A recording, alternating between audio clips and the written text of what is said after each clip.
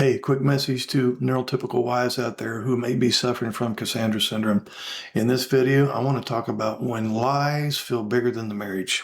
With respect to your ASD husband here, have you ever had the thought, I could have survived almost anything if only he had told me the truth? So for many wives living with Cassandra Syndrome, the deepest wound isn't always the behavior, it's the deception. For example, the hidden debt, the secret pornography, the private conversations, promises that were never kept, money where you're not sure where it's at, and where's the usernames and passwords and so on. The things that you discovered months or even years after they happened. That's the kind of betrayal that changes you. And then you stop asking what happened and you start asking, okay, what else don't I know? Can I trust anything anymore? Can I even trust my own judgment now? So if you've been there, I want you to hear this. Your reaction makes sense. Repeated deception creates trauma.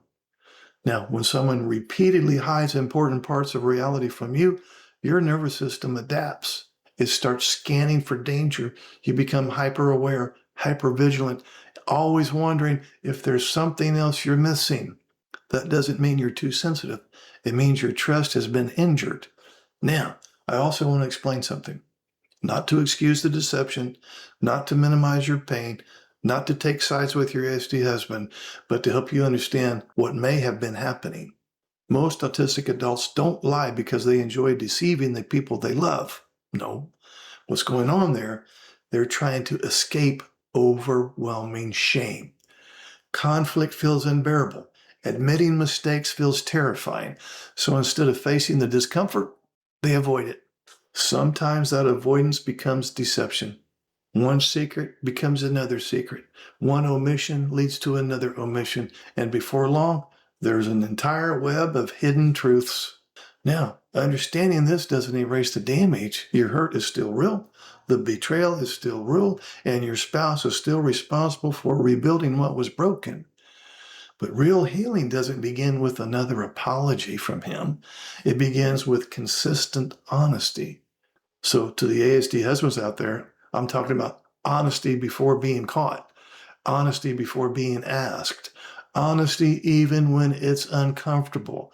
That's how trust begins to grow again. Not through promises, not through words, through repeated evidence that transparency has become the new normal. And to the neurotypical wife who's carrying the pain, please remember this. You're not crazy because you struggle to trust. You're not being ridiculous because you're asking questions. Trust is earned. He's going to have to earn your trust back.